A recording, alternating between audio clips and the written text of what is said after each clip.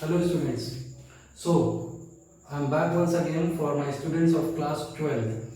तो class 12 students हम लोग जो टॉपिक डिस्कस कर रहे थे वो डिस्कस कर रहे थे एडमिशन ऑफ अ पार्टनर, और इस टॉपिक पे हम लोग ने आज तक टोटल 2 वीडियोस पे डिस्कशन किया। मैंने आपको 2 वीडियोस फॉरवर्ड किया, आपके लिए 2 वीडियोस बनाए, और उन 2 टॉपिक्स पे हमने जिन जिन टॉपिक्स का डिस्कशन किया वो टॉपिक्स थे सबसे पहले calculation of new profit sharing ratio, इसके साथ बोनस में हमने पढ़ा कैलकुलेशन ऑफ सैक्रिफाइसिंग रेशियो। दूसरा जो हमने टॉपिक पढ़ा वो हमने पढ़ा treatment of premium for goodwill. अब तक हम लोग ये 2 टॉपिक्स पढ़ चुके हैं। मैंने आपको एडमिशन ऑफ अ पार्टनर में पढ़ाया था कि जब भी कोई नया पार्टनर एडमिट होता है तो सबसे पहला जो हम काम करते हैं वो हम लोग करते हैं, हम लोग सबसे पहले new profit sharing ratio calculate करते हैं, उसके बाद कैलकुलेट करते हैं सैक्रिफाइसिंग रेशियो, और सेकेंड नंबर पे जो हम काम करते हैं, जो भी नया वाला पार्टनर ट्रीटमेंट मतलब गुडविल लेकर आया होगा, प्रीमियम लेकर आया होगा, that will be distributed between old partners in their sacrificing ratio. अब अगर हम लोग आगे बढ़े तो यहाँ पर जो हमें अगला ट्रीटमेंट पढ़ना है बेसिकली पढ़ना है ट्रीटमेंट ऑफ ओल्ड रिजर्व्स और accumulated profits and revaluation account। आज हम लोग पढ़ेंगे treatment of old reserve, accumulated profit and revaluation account. क्या होता है इसमें, हम लोग क्यों करते हैं, इस पे आज हम लोग बात करेंगे। तो स्टूडेंट्स सबसे पहले एक बात मान लीजिए, हमारे पास 2 पार्टनर हैं ए और बी। इन दोनों लोगों ने मिलकर एक बिजनेस स्टार्ट किया, ठीक, इन दोनों लोगों ने मिलकर एक बिजनेस स्टार्ट किया यहां पर इस पॉइंट पर, और इस बिजनेस को यहां से लेकर ये यहां तक ये दोनों लोग ही लेकर आए। मान लीजिए 5 इयर्स, 5 सालों तक इन्होंने इस बिजनेस को चलाया। 5 साल खत्म होने के बाद इन्हें लगा कि अब ये बिजनेस बड़ा हो गया है, अब इस बिजनेस के नंबर ऑफ ट्रांजैक्शन ज्यादा हो गए हैं, और अब इस बिजनेस को हम 2 लोग अकेले या हम 2 लोग मिलकर नहीं संभाल सकते हैं, तो इनको किसी एक और पार्टनर की जरूरत पड़ेगी। तो इन्होंने क्या किया, 5 साल बाद एक नया पार्टनर एडमिट कर लिया यहां पर, जिसको नाम हम देंगे सी। तो अब हमारे पास पहले फर्स्ट ईयर से लेकर के 5th ईयर तक हमारे पास 2 पार्टनर्स थे, सिर्फ ए और बी। अब 5th ईयर में एक और पार्टनर आ गया। अब यहां से जो भी बिजनेस कैरी ऑन होगा उसको 3 लोग लेके जा रहे होंगे, ए, बी और सी। इतना तो आपको समझ में आ गया कि बिजनेस को स्टार्ट किया ए और बी ने, 5 सालों तक चलाया। जब वो उनको लगने लगा कि अब बिजनेस बड़ा हो गया है, उनको किसी एक और पार्टनर की नीड है, तो उन्होंने एक पार्टनर और सी को एडमिट कर लिया। अब ध्यान दीजिएगा, इन 5 सालों में यहां से लेकर यहां तक, मतलब सी के एडमिशन तक, ठीक है, सी के एडमिशन के बाद की बात नहीं कर रहे, हम बात कर रहे हैं इस टाइम पीरियड की। इस टाइम पीरियड में इस फर्म ने जो भी प्रॉफिट कमाया होगा, जो भी प्रॉफिट होंगे, उस पर सिर्फ और सिर्फ अधिकार ए और बी का होगा, क्योंकि उन्होंने इस 5 सालों में बिजनेस को सिर्फ इन दोनों लोगों ने चलाया है, और इन 5 सालों में जो भी प्रॉफिट्स हुए होंगे उन प्रॉफिट्स पे अधिकार भी सिर्फ और सिर्फ अकेले ए और बी का ही होगा। इसके अलावा सी इसमें कोई भी भागीदारी नहीं देगा। हाँ, या इस पॉइंट पे सी के एडमिशन के बाद अब इस जगह पर जो भी प्रॉफिट्स होंगे वो आपके ए, बी और सी तीनों में डिस्ट्रीब्यूट होंगे, मगर सी के एडमिशन के पहले जितने भी प्रॉफिट्स हुए उस पे सिर्फ और सिर्फ अधिकार किसका, ए और बी का। दूसरी बात, हमें जब भी प्रॉफिट होता है तो हम प्रॉफिट में से रिजर्व्स क्रिएट करते हैं, आप सबको पता है, ठीक। ये रिजर्व कौन से प्रॉफिट का हिस्सा है, ये रिजर्व उस प्रॉफिट का हिस्सा है जो प्रॉफिट ए और बी ने मिलकर कमाया है, यानी इसमें ए, सी की कोई भी भागीदारी नहीं है। अब जब भी मान लीजिए इन 5 साल में हमारे पास एक रिजर्व है 1 लाख रुपए का, और सी का हमने एडमिशन कर लिया। अब इस केस में क्या होगा, या तो हम सी को इसमें हिस्सा दें, मगर हम सी को इसमें हिस्सा क्यों दें, हम इसमें सी को हिस्सा बिल्कुल नहीं देंगे, क्योंकि ये जो रिजर्व है ये उस प्रॉफिट से क्रिएट किया गया है जिस प्रॉफिट को ए और बी ने साथ मिलकर कमाया था। तो इस 1 लाख रुपए के रिजर्व में कोई भी हिस्सेदारी सी की बनेगी ही नहीं। तो पहला पॉइंट जो आपको नोट करना है, any type of reserve, any type of PL balance or any type of accumulated profit which appears in the balance sheet at the time of admission of a new partner is distributed between old partners in their old ratio. नए partner के admission के time पर अगर balance sheet में किसी भी तरह का कोई भी पुराना रिजर्व, कोई भी पुराना पीएल बैलेंस या कोई भी पुराना प्रॉफिट है तो उसको हम लोग पुराने पार्टनर्स के पुराने रेशियो में डिस्ट्रीब्यूट कर देते हैं। रीजन ये है कि वो जो पुराना रिजर्व है, वो जो पुराना पीएल बैलेंस है, वो जो पुराना प्रॉफिट है, वो सिर्फ और सिर्फ ए और बी ने मिलकर कमाया है, उस पर सी का कोई भी अधिकार नहीं है। क्लियर? तो अगर हम उसको डिस्ट्रीब्यूट नहीं करेंगे, मान लीजिए हमने इस 1 लाख के रिजर्व को अगर डिस्ट्रीब्यूट नहीं किया और सी के एडमिशन के बाद भी बैलेंस शीट में इस रिजर्व को हमने शो किया 1 लाख रुपए से, तो सी के एडमिशन के बाद फर्म में होने वाले सारे प्रॉफिट और सारे रिजर्व में सी ऑटोमेटिक पार्टनर हो जाएगा। मगर इस 1 लाख के रिजर्व को क्रिएट करने में या जो भी प्रॉफिट है उसको अर्न करने में सी की कोई हिस्सेदारी नहीं है। तो अगर आप उसको नई बैलेंस शीट में, नई बैलेंस शीट कौन सी होगी? जो ए, बी और सी तीनों की कंबाइंड होगी। अगर आप कोई भी पुराना प्रॉफिट नई बैलेंस शीट में दिखाएंगे तो उस केस में क्या होगा? नए पार्टनर का ऑटोमेटिक शेयर बन जाएगा, because he will also share profit and losses in the agreed ratio. उसको भी तो प्रॉफिट में हिस्सा चाहिए।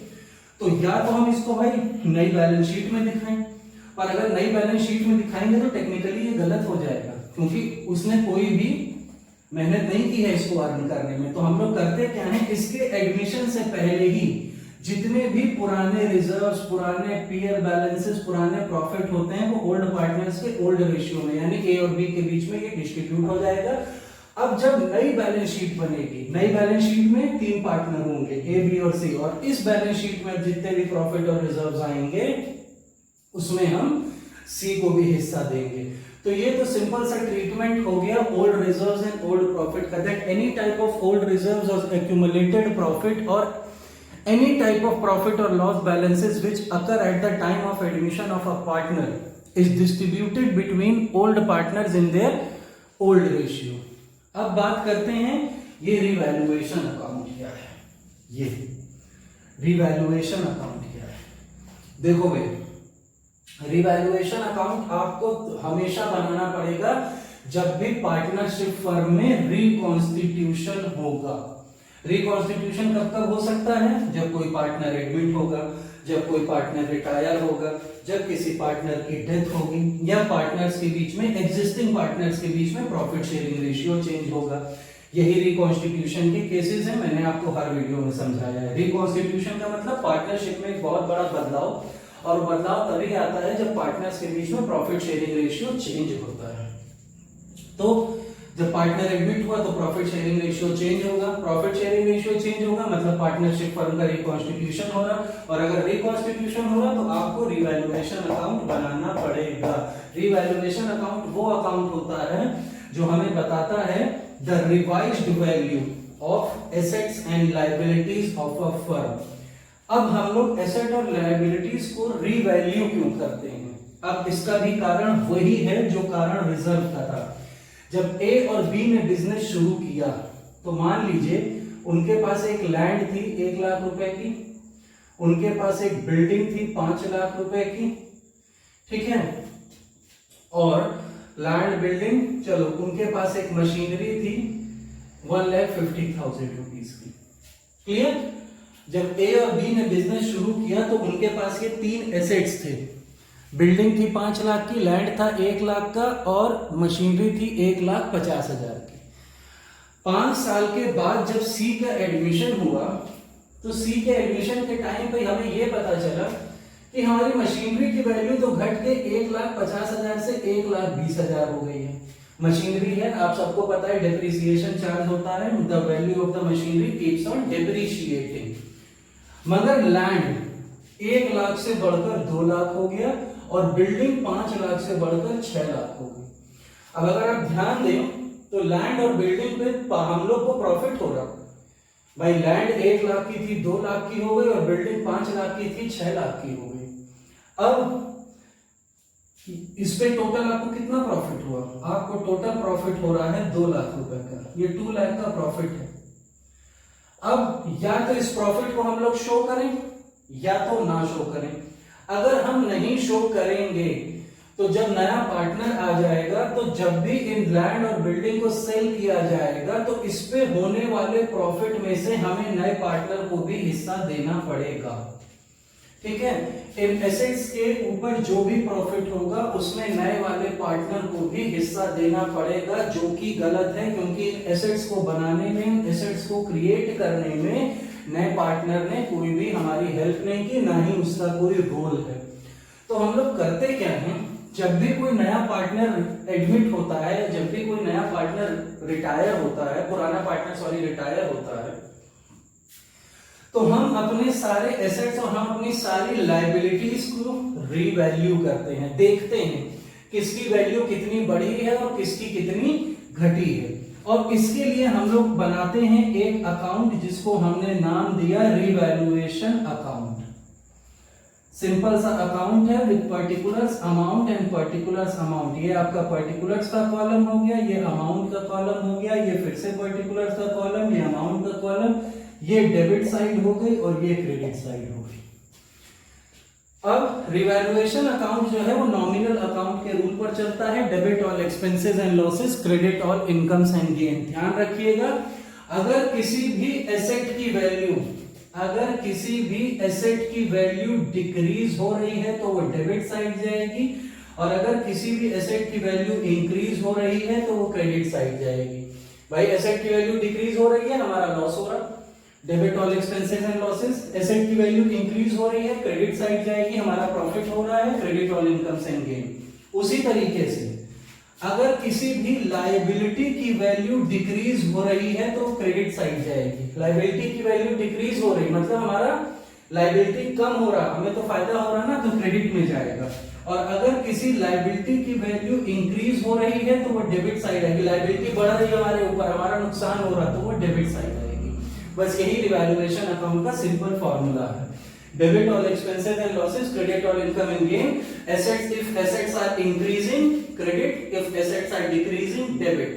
If liabilities are increasing, debit. If liabilities are decreasing, credit.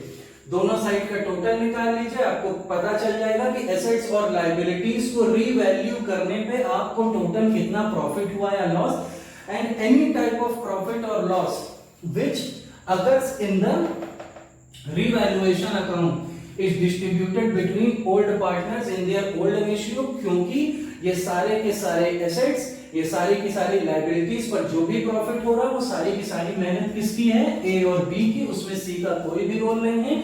इसलिए सी के एडमिशन से पहले ही हम सबको रीवैल्यू करके उनका एक अकाउंट बना लेते हैं, उसमें से जो भी प्रॉफिट लॉस होता है वो पुराने पार्टनर आपस में डिस्ट्रीब्यूट कर लेते हैं। अब इसके एडमिशन के बाद जो भी एसेट और लायबिलिटीज बचेंगे या इसके एडमिशन के बाद जो भी बैलेंस शीट बनेगी उसमें जो भी प्रॉफिट होगा वो इसको दिया जाएगा। मगर इसके एडमिशन से पहले किसी भी तरह के रिजर्व पेज का कोई शेयर नहीं होगा। एसेट्स और लायबिलिटीज को रिवैल्यू करने पे अगर कोई प्रॉफिट होता है तो उसमें उसका कोई शेयर नहीं होगा, क्योंकि उसमें उसने कोई भी रोल नहीं निभाया है। अब इस कॉन्सेप्ट को समझने के लिए हम लोग एक न्यूमेरिकल सॉल्व करेंगे। उस न्यूमेरिकल में हम लोग एकदम स्टार्टिंग से करेंगे। हम लोग सबसे पहले कैलकुलेट करेंगे न्यू प्रॉफिट शेयरिंग रेशियो, फिर कैलकुलेट करेंगे सैक्रिफाइसिंग रेशियो, फिर ट्रीटमेंट ऑफ गुडविल करेंगे, उसके बाद रिवैल्यूएशन अकाउंट बनाएंगे, पार्टनर्स कैपिटल अकाउंट बनाएंगे, बैलेंस शीट बनाएंगे और इन सबसे रिलेटेड जर्नल एंट्रीज भी पास करेंगे। तो सबसे पहले आप लोग के सामने वो क्वेश्चन है, सबसे पहले आप लोग उस क्वेश्चन को देखिए, बहुत ध्यान से उस क्वेश्चन को पढ़िए, उस क्वेश्चन को समझिए, और उसके बाद मैं आपको इसी वीडियो के कंटिन्यूएशन में उस क्वेश्चन का न्यूमेरिकल का आपको सॉल्यूशन देता हूं। मगर उस न्यूमेरिकल को देखने से पहले अपने माइंड में ये चीजें क्लियर कर लीजिए कि प्रीमियम फॉर गुडविल पुराने पार्टनर के सैक्रिफाइसिंग रेशियो में, all the old reserves and accumulated profit, old partners, old ratio, any type of profit or loss on revaluation account distributed between old partners in their old ratio। तो इसको आप लोग ध्यान रखेंगे। now have a look at the numerical।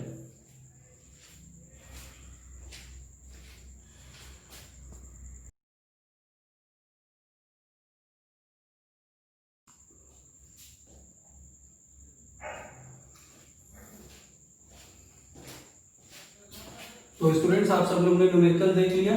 अब हम लोग उस न्यूमेरिकल को सॉल्व करते हैं। हम लोग लाइन बाय लाइन चलेंगे और उसको आप लोग देखिए कि उसको सॉल्व कैसे करना है। One of the most easy numerical, ताकि इससे आपके बेसिक्स क्लियर हो जाए। हम लोग उस पर बात करते हैं। सबसे पहले देखिए, लिखा है that A and B are in a partnership in the ratio of 3:1। भाई यही लिखा हुआ है क्वेश्चन में कि ए और बी आपके पार्टनर्स हैं और उनका रेशियो 3:1 है। And that C is admitted as a new partner for 1/5 share in the profit. अगर आप लोग पूरा क्वेश्चन पढ़ेंगे, आपने पढ़ा भी होगा, तो उसमें यही है कि ए और बी हमारे दो पार्टनर हैं, सी को एडमिट किया 1/5 के लिए, और आगे क्वेश्चन में ये लिखा हुआ है the profit sharing ratio between A and be remain the same. मतलब हम ये चाहते हैं कि ए और बी के बीच का जो प्रॉफिट शेयरिंग रेशियो है वो वही रहे जो पहले था, मतलब 3:1 ही रहे। तो ऐसी कुछ भी लैंग्वेज लिखी हो, देखो इसमें ना सरेंडर्ड लिखा है, ना अक्वायर्ड लिखा है, ना कहीं ये लिखा हुआ है कि ए ने अपने शेयर का कितना शेयर जो है सी के फेवर में दिया या अपने शेयर में से कितना दिया, ऐसा कुछ भी नहीं है। नॉर्मल सिंपल लैंग्वेज है, क्वेश्चन है। तो आप लोग इसको सॉल्व करेंगे सिंपल मेथड से ही, that let the profit is equal to 1 and then remaining profit after giving C's share, C को शेयर देने के बाद 1 - 1/5 दैट इज 4/5। हमने ये मान लिया कि प्रॉफिट है हमारा 1 और 1 में से हमने सबसे पहले C को उसका शेयर दे दिया 1/5 और 1/5 उसको देने के बाद हमारे पास प्रॉफिट कितना बचा 4/5। अब ये जो 4/5 का प्रॉफिट है ये किसके बीच में डिस्ट्रीब्यूट हो जाना चाहिए, A और B के बीच में। किस रेशियो में, 3:1 में। सो A's new share will be 4/5 into 3/4 and B's new share will be 4/5 into 1/4। तो 4 3 12/20, 4/20, और C का शेयर आपको ऑलरेडी क्वेश्चन में गिवन है 1/5। तो एनपीएसआर कितना हो गया, 12/20 is to 4/20 is to 1/5। 1/5 को 20 में कन्वर्ट करना पड़ेगा, तो 4 से मल्टीप्लाई करेंगे तो ये हो जाएगा 4/20, यानी आ गया 12:4:4। अगर आप इसको फर्दर सिंप्लीफाई करेंगे तो 3:1:1, 4 की टेबल में 3 हो जाते हैं, तो 4 1 जा 4, 4 1 जा 4, 4 3 जा 12। तो न्यू प्रॉफिट शेयरिंग रेशियो आ गया 3:1:1। ए और बी का रेशियो हम लोग चाहते थे वही पुराना रहे, वही पुराना है।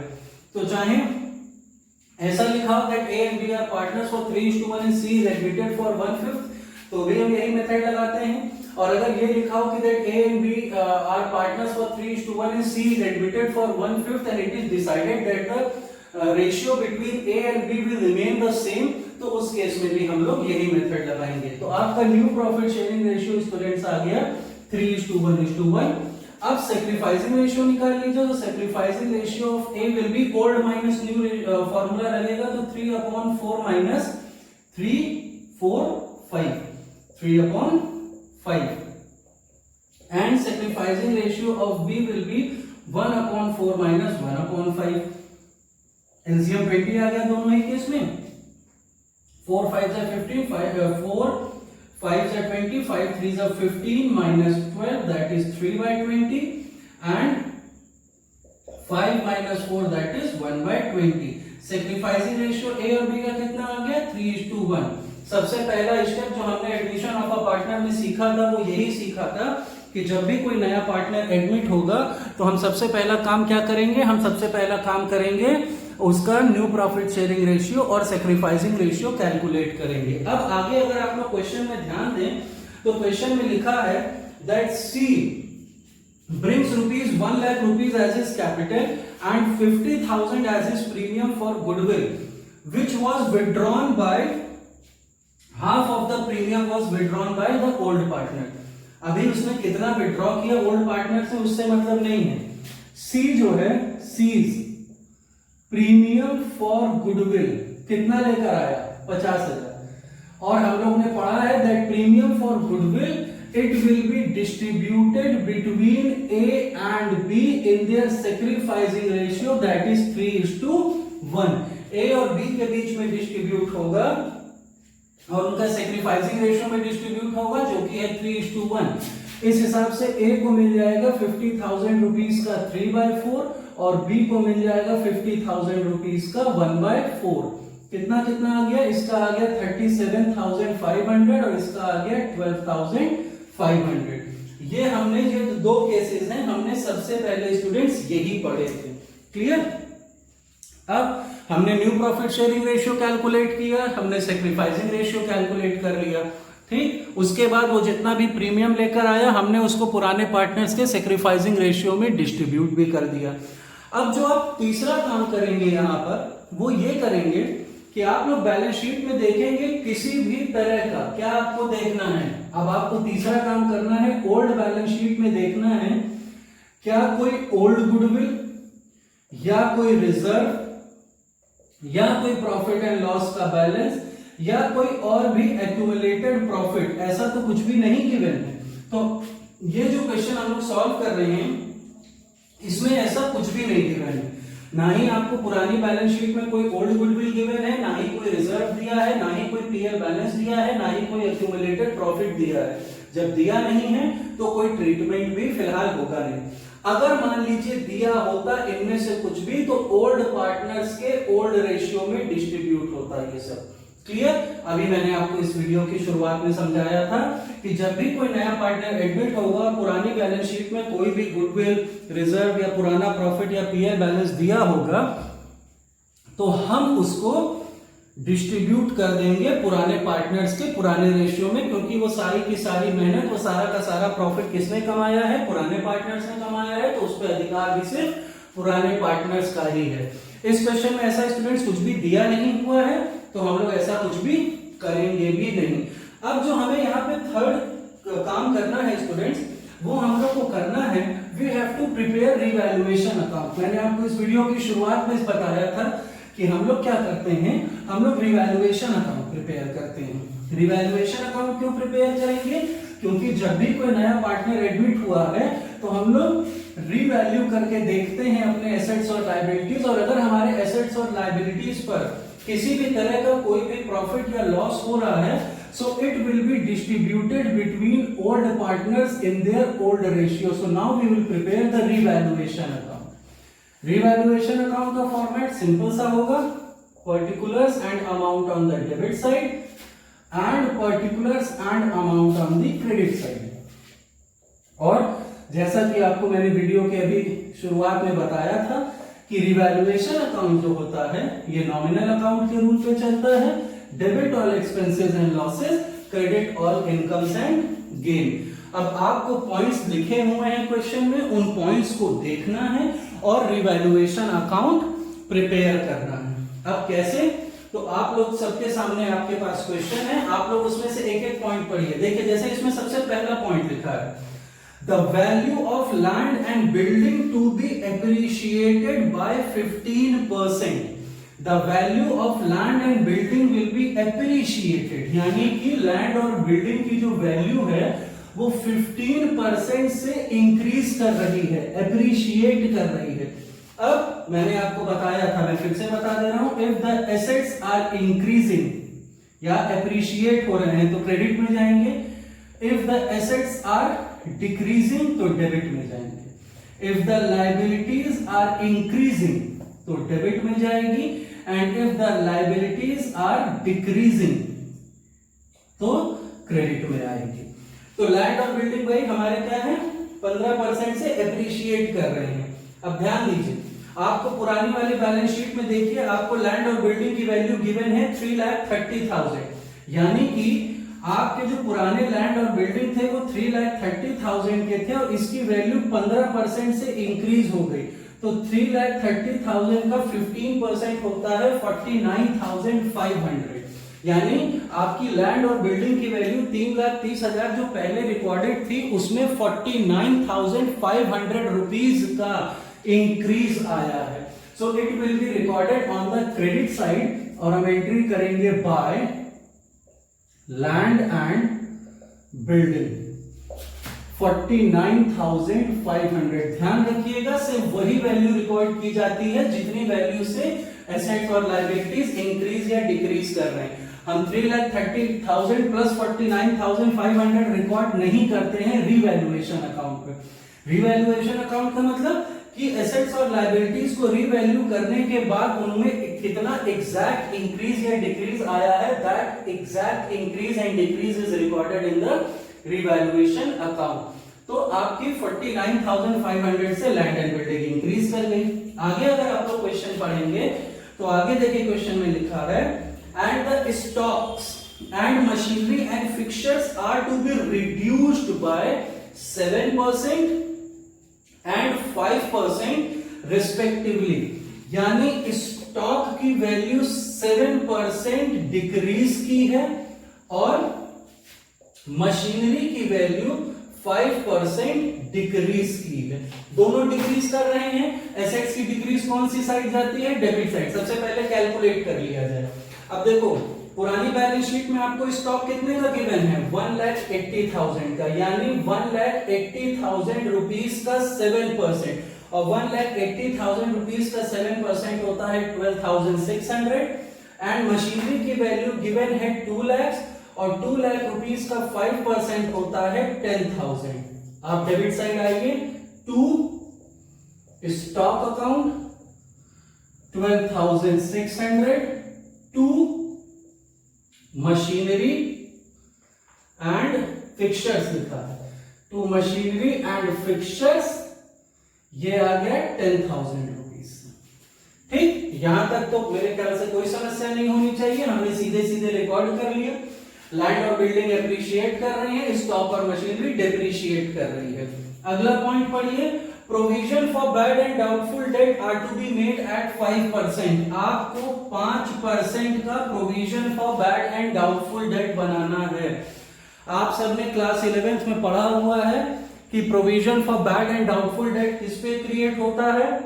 Provision for bad and doubtful date create होता है डेटर्स पे। और आपको देखो बैलेंस शीट में डेटर्स गिवन है, किस नाम से गिवन है? बुक डेट्स लिखा हुआ है ना, वो जो बुक डेट्स लिखा है वही हमारे डेटर है। तो जो बुक डेट्स लिखा हो या डेटर लिखा हो, बात एक ही है। डेटर्स कितने के हैं स्टूडेंट्स? 2 लाख। 2 लाख का 5% 10,000, and this 10,000 will be recorded on the debit side to provision for doubtful debts. Provision for doubtful debts debit में क्यों लिखा? इसलिए लिखा क्योंकि हर प्रोविजन हमारे लिए लायबिलिटी होता है। क्लास 11th में आप सबने चैप्टर में पढ़ा है। कौन से चैप्टर में? प्रोविजन एंड रिजर्व्स में, that every provision created by a firm is a liability. तो हमने 10,000 रुपए का प्रोविजन बनाया, यानी 10,000 रुपए से हमारी लायबिलिटी इंक्रीज हो गई। इसको मन में बैठा लीजिए। Provision for bad and doubtful date is a liability for us, so it will be recorded on the debit side.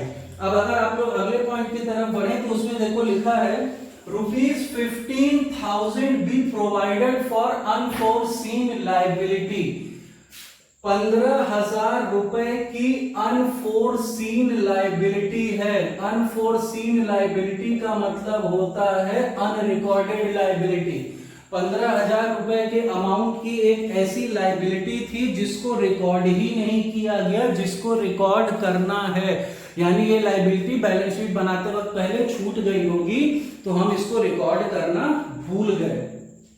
अब हमें पता चला कि 15,000 रुपए की हमारी लायबिलिटी अभी एक ऐसी है जो रिकॉर्ड नहीं की गई है। अनफोर्सीन मतलब unrecorded, so it will be recorded. अब इसको रिकॉर्ड करोगे तो 15,000 रुपए से आपकी लायबिलिटी इंक्रीज हो जाएगी ना, इसलिए डेबिट में लिखा है। अगला पॉइंट में लिखा है that C will be given 1/5 share in the profit, वो तो हम लोग कर चुके हैं। लास्ट पॉइंट देखिए, that 11,000 is to be received as commission, hence to be accounted for। 11,000 रुपए की कमीशन अब तक मिल जानी चाहिए थी, पर अब तक मिली नहीं है। क्या हो गई है? Accrued commission. और अक्रूड कमीशन मतलब हमारा एसेट है। अक्रूड मतलब due but not received, earned but not received, मतलब अब तक मिल जानी चाहिए थी पर नहीं मिली, तो ये अक्रूड है। और अक्रूड हमारे लिए एक तरह से डेटर होता है, और अगर डेटर इंक्रीज हो रहे हैं तो हमारा एसेट इंक्रीज हो रहा है, सो इसलिए it is recorded on the credit side.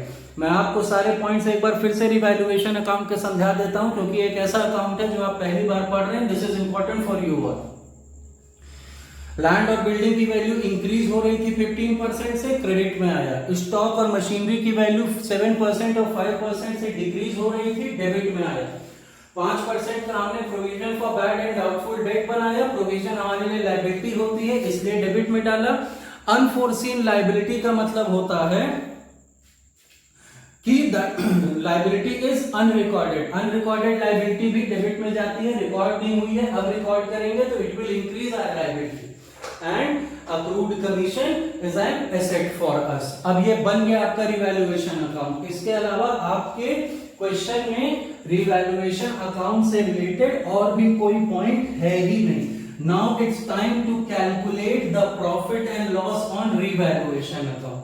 तो अगर आपको प्रॉफिट एंड लॉस कैलकुलेट करना है तो अगर आप क्रेडिट साइड का टोटल देखें तो क्रेडिट साइड का टोटल आ रहा 60,500। ठीक, क्रेडिट साइड का टोटल 60,500 आ रहा और इधर का टोटल देखो 15 + 10 25। ठीक, 25 + 10 35 + 10 45 47,600। क्रेडिट साइड का टोटल 60,500, डेबिट साइड का टोटल कितना आया 47,600, यानी कि 12,900 रुपए का प्रॉफिट हुआ। प्रॉफिट कैसे हुआ? क्रेडिट साइड का टोटल ज्यादा आ रहा, डेबिट साइड का टोटल आ रहा कम।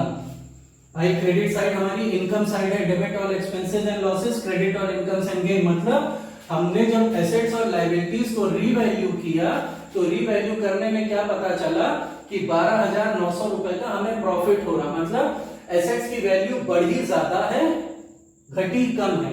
टोटल इंक्रीज कितना आया रिवैल्यू करने पे 60,500, डिक्रीज कितना आया 47,600, यानी 12,900 का प्रॉफिट हुआ। And any type of profit on revaluation account will be distributed between A and B in their profit sharing ratio। और इनका प्रॉफिट शेयरिंग रेशियो कितना है? इनका प्रॉफिट शेयरिंग रेशियो है 3:1। तो 12,900 रुपए को 3/4 और 12,900 रुपए को 1/4 में डिस्ट्रीब्यूट कर दीजिए। अगर आप ऐसे डिस्ट्रीब्यूट करेंगे तो ए का शेयर आएगा 9,675 और बी का शेयर आएगा 3,225।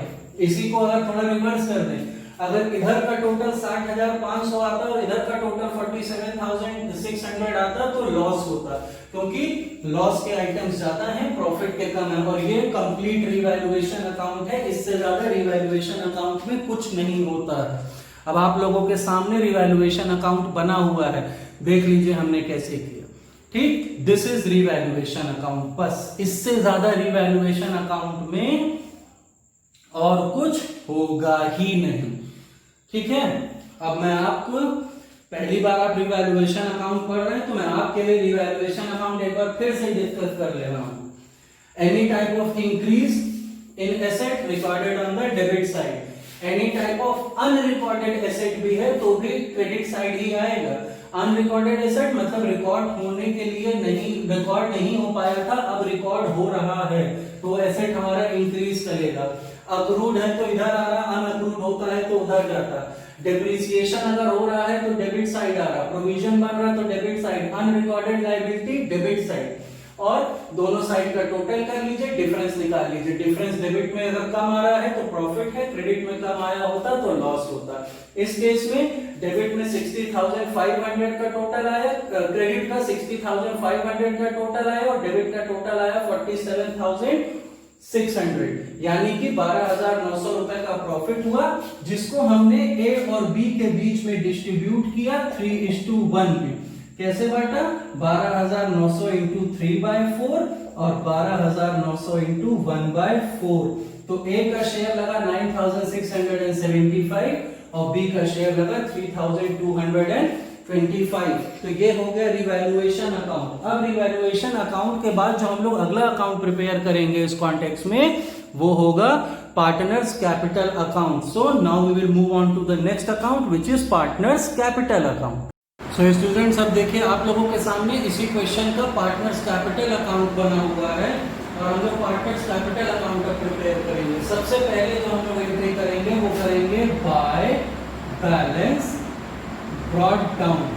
बाय बैलेंस ब्रॉट डाउन में हम लोग अपने पुराने पार्टनर्स यानी कि ए और बी की कैपिटल को सबसे पहले लिखेंगे, that is 4 lakh and 2 lakh.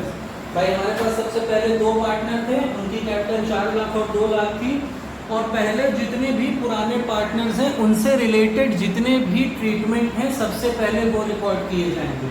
हमने सबसे पहले पुराने पार्टनर्स की कैपिटल लिखी। अब क्या करेंगे, अब अगर कोई पुराना रिजर्व होता तो वो बांटते, कोई पुराना प्रॉफिट होता तो वो बांटते, कोई पुरानी गुडविल होती तो वो विड्रॉ की जाती, मगर ऐसा कुछ भी दिया नहीं है। मगर स्टूडेंट्स रिवैल्यूएशन अकाउंट पर प्रॉफिट हुआ है और रिवैल्यूएशन अकाउंट का जो प्रॉफिट है that is distributed between A and B. तो बाय रिवैल्यूएशन अकाउंट और बाय रिवैल्यूएशन अकाउंट 9675 एंड 3225 ये आपका रिवैल्यूएशन अकाउंट का प्रॉफिट था जो आपने पुराने पार्टनर्स के बीच में बांटा। कोई पुराना रिजर्व तो आपके पास है नहीं, ना ही कोई पुरानी आपके पास गुडविल है। तो ये हो गया रिवैल्यूएशन अकाउंट। इसके अलावा फर्म में और क्या होगा, एक नया पार्टनर आया और जो नया पार्टनर आया वो लेकर आया कैपिटल कितने रुपए की, 1 लाख रुपए की। तो आपने एंट्री की बाय बैंक और उसके अकाउंट में लिख दिया 1 lakh and by premium for goodwill. Premium for goodwill वो कितनी लेकर आया था, 50,000 और उस 50,000 रुपए की गुडविल हमने क्या की थी, पुराने पार्टनर्स के सैक्रिफाइसिंग रेशियो में डिस्ट्रीब्यूट कर दी थी। तो पुराने पार्टनर्स के सैक्रिफाइसिंग रेशियो में डिस्ट्रीब्यूट की थी तो कितनी, 37,500 एंड 12,500। इस तरीके से एंट्री होगी। हम लोग ने जो जर्नल एंट्री पढ़ी थी ट्रीटमेंट फॉर गुडविल की वो ऐसी ही पढ़ी थी, भाई bank account debit to C's capital account to premium for goodwill और फिर premium for goodwill account debit to A's capital account and to B's capital account. तो ए और बी के बीच में उनके सैक्रिफाइसिंग रेशियो में डिस्ट्रीब्यूट हो गई प्रीमियम फॉर गुडविल। अब इस प्रीमियम फॉर गुडविल को आपने डिस्ट्रीब्यूट कर दिया। अब क्वेश्चन पे ध्यान दीजिएगा, क्वेश्चन पे लिखा हुआ है पहली ही लाइन में that C brings rupees 1 lakh as his capital and 50,000 for goodwill, half of which to be withdrawn by A and B।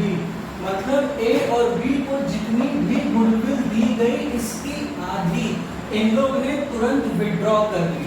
तो 37,500 का आधा 18,750 और दूसरे को मिली थी 12,500 यानी कि 6,250 आधी इन दोनों लोगों ने विड्रॉ कर ली और एंट्री होगी विड्रॉ करने की टू बैंक अकाउंट। ये ट्रीटमेंट थोड़ा सा नया है जो हम लोग ने आज तक अभी इस चैप्टर में नहीं पढ़ा। जब प्रीमियम फॉर गुडविल डिस्ट्रीब्यूट किया जाएगा तो क्रेडिट साइड एंट्री होगी by premium for goodwill account A और बी के अकाउंट में, और अगर विड्रॉ करने के लिए नहीं लिखा है तो इसका मतलब उन लोग विड्रॉ नहीं कर रहे हैं, पर इस क्वेश्चन में लिखा है विड्रॉ किया गया। जब विड्रॉ कर लिया गया तो भाई कितनी विड्रॉ की है, इस केस में आधी विड्रॉ हुई तो यानी कि इसको मिली 37,500, इसका आधा 18,750, इसको मिली 12,500, इसका आधा 6,250। इतना इन लोगों ने विड्रॉ कर लिया। ठीक, विड्रॉ हो गई। अगर नहीं विड्रॉ होती तो ये यहीं पे पड़ी रहती, इनके कैपिटल बैलेंसेस में ये ऐड हो जाती। अब ऐड कितनी होगी, आधी ही ऐड होगी क्योंकि इतनी मिली, इतनी तो कम हो गई तो कैपिटल बैलेंस में आधी ही बची।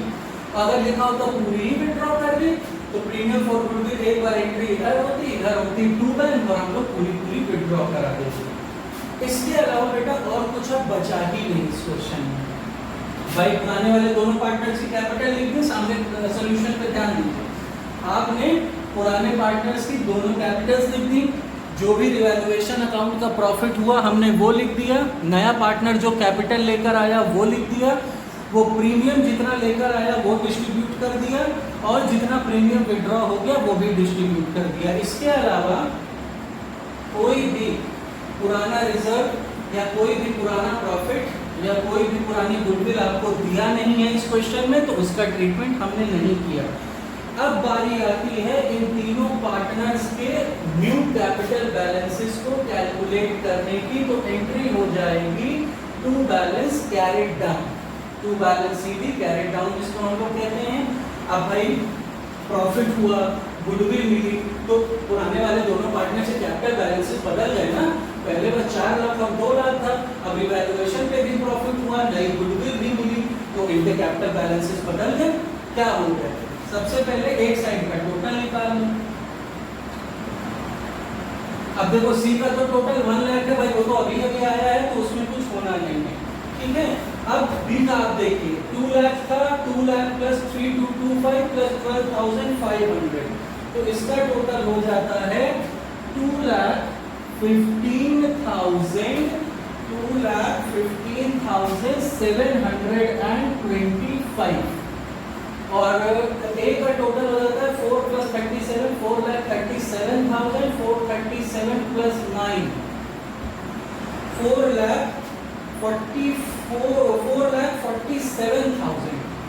4,47,175। ये तो क्रेडिट साइड का टोटल आ गया। अब ये लेजर की बैलेंसिंग है स्टूडेंट्स, ये आप लोगों ने पहले भी पढ़ा हुआ है जिस तरीके से लेजर बैलेंस करते थे। अब एक साइड का टोटल निकाल लिया ना। अब देखो इसका टोटल आया 4,47,175 में से माइनस कर दो 18,750 और 18,750 जब माइनस करोगे तो 4,28,425 इसका बचा। इसका तो 1 लाख का 1 लाख ही रहेगा और यहाँ पे था 2,15,725 माइनस 6,250, तो ये हो जाएगा 2,09,475 और दोनों के टोटल कर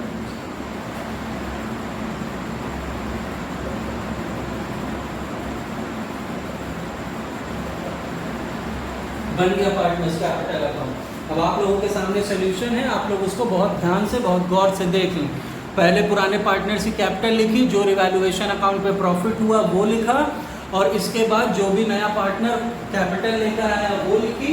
कैपिटल लाने के बाद हमने क्या लिखा? कैपिटल लाने के बाद हम लोगों ने लिखा कि वो प्रीमियम फॉर गुडविल कितना लेकर आया, प्रीमियम फॉर गुडविल हमने लिख दी। उसके बाद हमने इनके क्लोजिंग कैपिटल बैलेंसेस को कैलकुलेट कर लिया।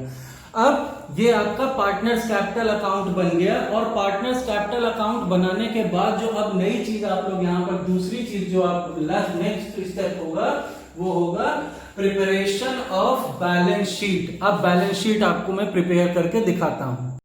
अब स्टूडेंट्स आप लोगों के सामने है इसी क्वेश्चन की बैलेंस शीट, और देखिए मैंने क्या लिखा है, balance sheet of the new firm. New firm क्यों? क्योंकि ओल्ड फर्म में सिर्फ 2 ही पार्टनर थे, ए बी और सी। न्यू फर्म में 3 पार्टनर हो गए, ए बी और सी।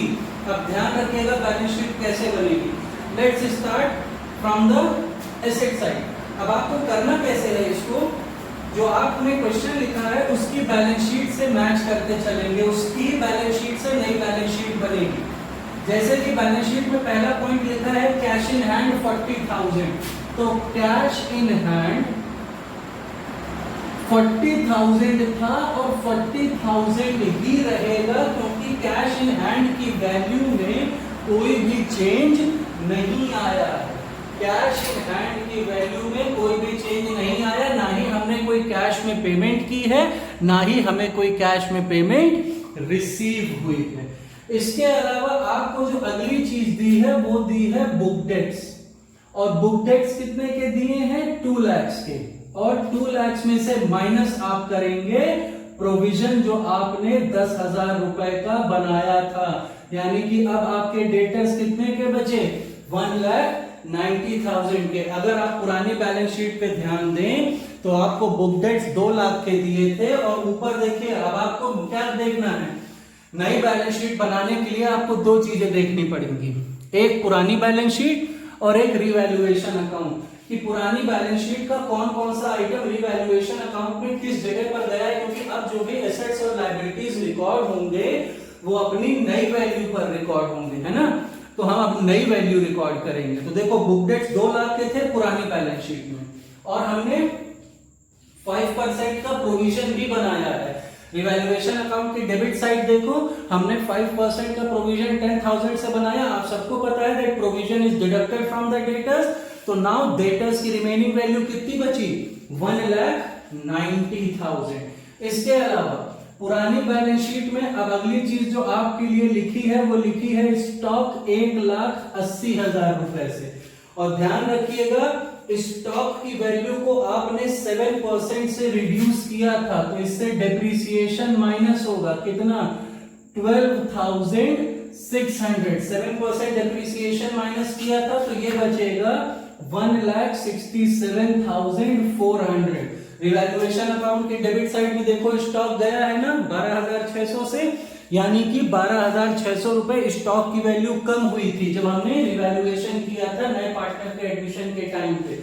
तो 12,600 से अगर वैल्यू कम हो गई तो स्टॉक की नई वैल्यू कितनी बची? 1,67,500। इसके बाद अगली जो चीज थी वो थी मशीनरी एंड फिक्सचर्स। कितने के थे? 2 लाख के, माइनस डेप्रिसिएशन कितने का?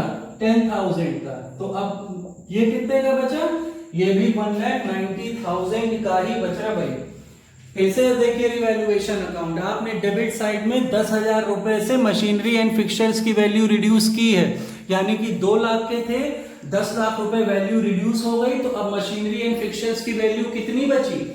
मशीनरी एंड फिक्सचर्स की वैल्यू बची 1,90,000। और इसके बाद जो लास्ट आइटम आपकी बैलेंस शीट में दिया है वो दिया है लैंड एंड बिल्डिंग। कितने रुपए से? 3,30,000 से प्लस एप्रिसिएशन। एप्रिसिएशन हुआ था कितना? 49,500 का, तो इसकी वैल्यू हो गई थी 3,79,500। ध्यान से देखिए अपने रिवैल्यूएशन अकाउंट को, 49,500 से क्रेडिट किया था लैंड और बिल्डिंग। इसका मतलब कि लैंड और बिल्डिंग की वैल्यू 49,500 रुपीज से इंक्रीज हुई थी। अब एसेट साइड कंप्लीट हो गई, अब लायबिलिटी साइड पर आओ। पहले हम लोग पुरानी बैलेंस शीट के जितने आइटम्स हैं पहले उनको रिकॉर्ड कर लेते हैं, उसके बाद देखते हैं क्या क्या बच रहा है। लायबिलिटी साइड में अगर आप देखेंगे तो सन्ड्री क्रेडिटर्स की वैल्यू कितनी दी हुई है? 3,50,000। और वो 3,50,000 और 3,50,000 ही रहेगी, क्योंकि सन्ड्री क्रेडिटर से रिलेटेड कोई भी एंट्री हम लोग ने रिवैल्यूएशन अकाउंट में नहीं की है। उसके बाद पुरानी बैलेंस शीट में देखो स्टूडेंट्स क्या दिया है? Capital accounts. और कैपिटल अकाउंट्स किसके किसके दिए हैं? ए बी के। मगर अब हम लोग रिकॉर्ड करेंगे ए बी और सी के। भाई हमारे पास अब 3 पार्टनर हो गए और ए बी और सी के अब नए कैपिटल बैलेंसेस कितने हैं? 4,28,425। बी का कैपिटल है 2,09,475 एंड सी की कैपिटल है 1 लाख रुपए। और ये हो गए इनके न्यू कैपिटल बैलेंसेस। ध्यान रखिएगा ये कौन से कैपिटल बैलेंसेस हैं? जो पार्टनर्स कैपिटल अकाउंट में आपने बैलेंस कैरी डाउन करके निकाले हैं। अब इन चीजों को बहुत ध्यान से, इतनी बैलेंस शीट तो आपको पुरानी बैलेंस शीट में गिवन थी, क्लियर? अब इसको बहुत ध्यान से पहले देखिए। आपने क्या किया? सिर्फ पुरानी बैलेंस शीट से रिवैल्यूएशन अकाउंट को मैच करते हुए अपने एसेट्स और लायबिलिटीज की रिवाइज्ड वैल्यू को रिकॉर्ड कर लिया। अब ये देखो कि क्या क्या बच रहा है। बच रही हैं 2 चीजें। कौन कौन सी? एक थी अनफोरसीन लायबिलिटी। अनफोरसीन लायबिलिटी थी कितने रुपए की? 15,000 की। और एक थी अक्रूड कमीशन, कितने का? 11,000 का। ये भी तो रिवैल्यूएशन अकाउंट में है पर इसको रिकॉर्ड नहीं किया गया था, उस टाइम रिकॉर्ड नहीं हो पाया था। क्या क्या नहीं रिकॉर्ड हो पाया था? एक 15,000 की लायबिलिटी नहीं रिकॉर्ड हो पाई थी और एक नहीं रिकॉर्ड हो पाया था अक्रूड कमीशन। तो 15,000 और 11,000 ये अनरिकॉर्डेड था, तो इसको अब हम लोगों ने नई बैलेंस शीट में रिकॉर्ड कर लिया। नई बैलेंस शीट में ये चीजें रिकॉर्ड हो गई। अब हमारी बैलेंस शीट अभी भी कंप्लीट नहीं हुई है। एक चीज बेटा रह गई। क्या रह गई? Bank account. बैंक अकाउंट क्यों आएगा? कैश इन हैंड लिखा है, उसी तरीके से बैंक की जगह लिख लो cash at bank. Cash at bank क्यों लिख रहे हैं? सी आया था, 1 लाख रुपया कैपिटल लेकर आया था, 50,000 रुपए प्रीमियम फॉर गुडविल लेकर आया था, है ना। सी अपने साथ लेकर आया 1 लाख रुपए की कैपिटल प्लस 50,000 रुपए का प्रीमियम फॉर गुडविल, यानी कि 1,50,000 रुपए लेकर आया था। इस 50,000 में से आधी गुडविल विड्रॉ हो गई, यानी कि 25,000 रुपए विड्रॉ हो गया, यानी अभी भी कितना हमारे फर्म में बचा? 1,25,000, 1,25,000। भाई 1 लाख रुपए गुडविल लेकर आया, 1 लाख रुपए सॉरी कैपिटल लेकर आया और 50,000 गुडविल लेकर आया। और जो 50,000 की गुडविल थी बेटा, उसमें से आधी गुडविल तो पुराने पार्टनर्स ने विड्रॉ कर ली। तो अगर आधी गुडविल पुराने पार्टनर्स ने विड्रॉ कर ली तो उस केस में 50,000 में से आधी यानी कि 25,000 रुपए तो विड्रॉ हो गए। जब 25,000 रुपए विड्रॉ हो गए तो यानी कि आपके पास अब कैश एट बैंक कितना बचा? आपके पास बचा cash at bank 1,25,000 and this is the new balance sheet. New balance sheet हम लोग कैसे बनाते हैं? पुरानी बैलेंस शीट और रिवैल्यूएशन अकाउंट को कंपेयर करके एक एक आइटम उठाओ पुरानी बैलेंस शीट से और देखो क्या वो रिवैल्यूएशन अकाउंट में गया है, और अगर गया है तो किस साइड गया है। मानी बात है, डेबिट गया है तो डिक्रीज हो रहा होगा, क्रेडिट गया है तो इंक्रीज हो रहा होगा। जितने रुपए से इंक्रीज या डिक्रीज हो रहा है उतने रुपए आप अपनी ओरिजिनल एसेट की वैल्यू में प्लस या माइनस करके उसकी रिवाइज्ड वैल्यू से न्यू बैलेंस शीट बनाएंगे। और इसके अलावा एंड में ये चेक कर लें कि इन आइटम्स के अलावा क्या आपने कोई और भी वैल्यू रिवैल्यूएशन अकाउंट में रिकॉर्ड की है, जैसे कि अनरिकॉर्डेड लायबिलिटी थी, अक्रूड कमीशन था। तो ये सारी की सारी वैल्यू अब जाके इस बैलेंस शीट में रिकॉर्ड हो गई। तो स्टूडेंट्स ये बन गई आपकी बैलेंस शीट। अब कैपिटल बैलेंसेस कहां से आए? कैपिटल बैलेंसेस जो पार्टनर्स कैपिटल अकाउंट में आपने बैलेंस कैरी डाउन निकाला था वही आपके कैपिटल बैलेंसेस हैं स्टूडेंट्स। अब कैपिटल बैलेंसेस भी आपको मिल गए, तीनों की कैपिटल मिला के टोटल कितनी हो जाती है? 7,37,900। अब इसके बाद आप लोग बैलेंस शीट की दोनों साइड का टोटल कर दें। अगर दोनों साइड का टोटल मैच हो रहा है तो इसका मतलब है आपका क्वेश्चन सही है, आपने किसी भी फिगर को कहीं भी छोड़ा नहीं है, कोई भी फिगर आपसे छूटी नहीं है। अगर टोटल में किसी भी तरह का कोई भी डिफरेंस आ रहा तो इट मींस आपने कोई ना कोई फिगर रिवैल्यूएशन अकाउंट से बैलेंस शीट में आप पोस्ट करना भूल गए हैं, या कैलकुलेशन मिस्टेक भी हो सकती है। अब जैसे इस केस में 11,02,900 इस बैलेंस शीट का total, and this was all about for revaluation account, partners capital account and balance sheet. इसी तरीके से जब भी कोई नया पार्टनर एडमिट होता है तो हम लोग रिवैल्यूएशन अकाउंट बनाते हैं, पार्टनर्स कैपिटल अकाउंट बनाते हैं और बैलेंस शीट बनाते हैं। अब मान लीजिए स्टूडेंट इसी क्वेश्चन का आप लोगों को जर्नल एंट्रीज करना हो, तो जर्नल एंट्रीज करना इस क्वेश्चन में कोई भी बहुत बड़ी बात नहीं है। जर्नल एंट्रीज करने के लिए आपको कौन कौन सी जर्नल एंट्रीज करनी है? बहुत सिंपल सी बात है। सी आया तो वो अपने लिए कैपिटल लेकर आया, तो सी पे आपने एंट्री कौन सी कर दी? सी की आपने एंट्री कर दी bank account debit to C's capital account to premium for goodwill, फिर premium for goodwill account debit to A's capital account to B's capital account, ये तो गुडविल डिस्ट्रीब्यूट हो गई। इसके अलावा स्टूडेंट आधी गुडविल विड्रॉ हुई थी तो विड्रॉ करने की एंट्री क्या हो जाएगी? A's capital account debit B's capital account debit to bank. Revaluation account पे प्रॉफिट हुआ था तो रिवैल्यूएशन अकाउंट पे प्रॉफिट हुआ था, so revaluation account debit to A's capital account and to B's capital account. Revaluation account पे कितना profit हुआ था? 12,900 का, और 12,900 में से 9,675 एंड 3,225 ए और बी को मिला था। तो revaluation account debit to A's capital to B's capital, और इसके पहले क्या हो सकती थी? Bank account debit to C's capital account and to premium for goodwill account. भाई 1,50,000 टोटल आई, 1 लाख का कैपिटल था, 50,000 प्रीमियम फॉर गुडविल थी, फिर premium for goodwill to A's capital and to B's capital. So student, this was the basic concept behind revaluation account, partners capital account and balance sheet. So student, this was all about for this video. In my next video, we will discuss some more basics and some more concept relating to this topic. जैसे अभी इस question में कहीं old goodwill नहीं थी, कहीं भी कोई पुराना रिजर्व या कोई भी एक्यूमुलेटेड प्रॉफिट या कोई भी पीएल का बैलेंस नहीं था।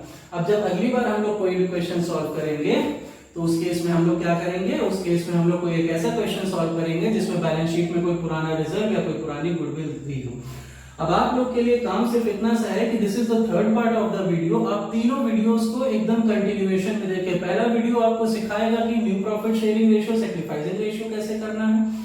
दूसरा वीडियो आपको सिखाएगा कि आपको ट्रीटमेंट फॉर गुडविल कैसे करना है। And this is the third video which will teach you how to prepare revaluation account, partners capital account and balance sheet and what is the basic concept behind preparation of revaluation account.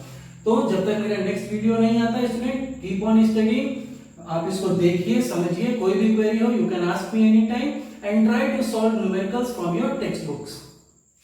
And हम next video में एक किसी advance numerical के साथ आपके साथ मिलेंगे। Till then student keep on studying, best of luck and thank you to everyone.